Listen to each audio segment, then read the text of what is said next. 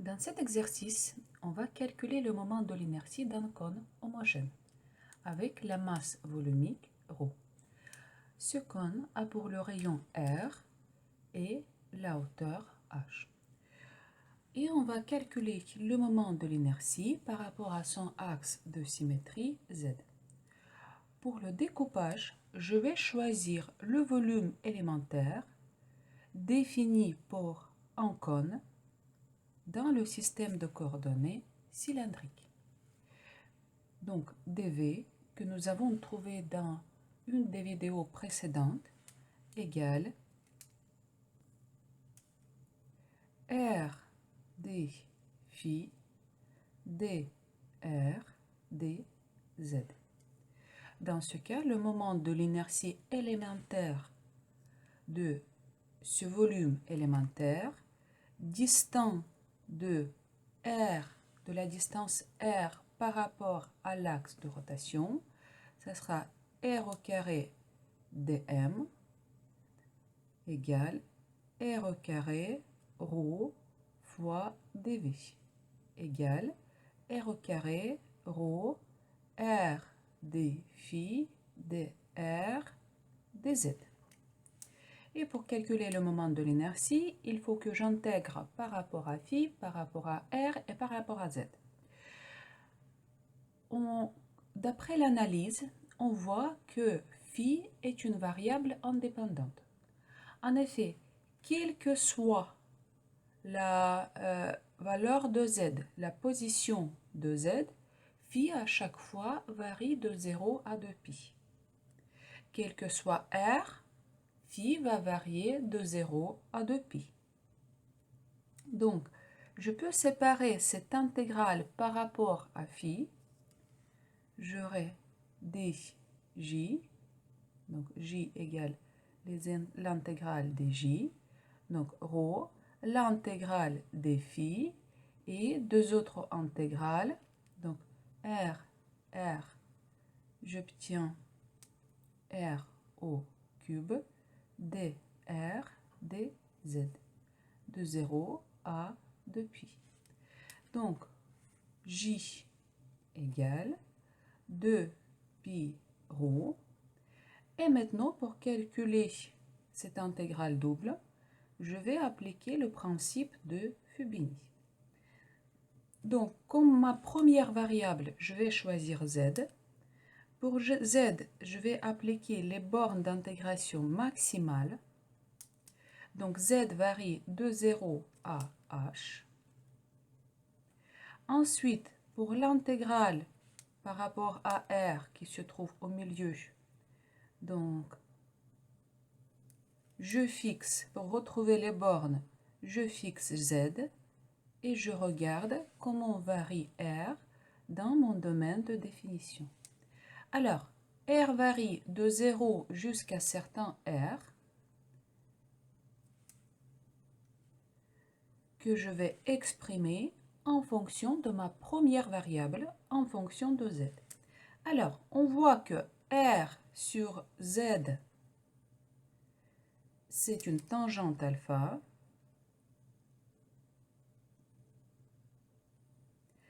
En même temps, tangente alpha, c'est grand R sur H. Donc, R égale Z fois R sur H. Z, R sur H. Et je calcule cette intégrale. Ça sera 2π ρ, l'intégrale de 0 à H, R4 sur 4, de 0 à Z, R sur H, dz, égale 2π ρ. J'aurai R puissance 4 sur H puissance 4, R puissance 4, 4H puissance 4, et sur l'intégrale Z puissance 4 dz.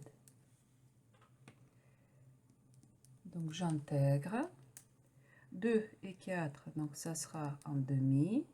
Pi rho r puissance 4, 2h puissance 4. La primitive, donc ça sera z puissance 5 sur 5, de 0 à h, et j'obtiens pi rho r 4 h 5 sur 2 h 4, 5.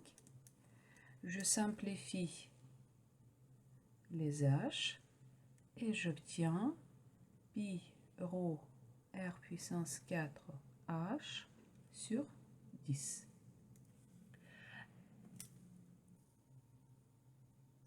Maintenant, on va considérer le cas d'un cône inhomogène avec la masse volumique qui varie en fonction de z.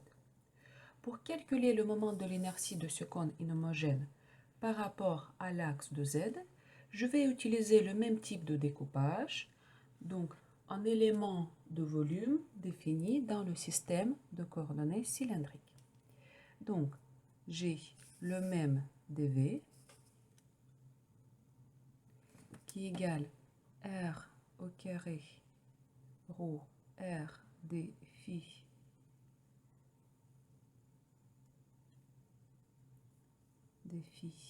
dr dz.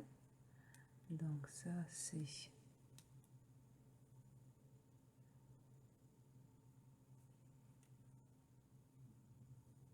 le moment de l'inertie élémentaire, la même chose. Donc r au carré rho dv, la masse élémentaire. Donc j'aurai la même chose r au cube, sauf que cette fois-ci, rho est une variable. Donc je n'ai pas le droit à faire sortir rho de l'intégrale.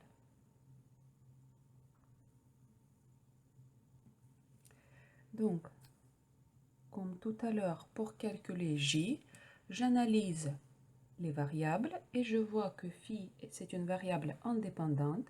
Donc je peux intégrer directement phi et l'intégrale des phi de 0 à 2pi va me donner 2pi. Ensuite, donc rho dépend de z, donc je garde rho sous l'intégrale.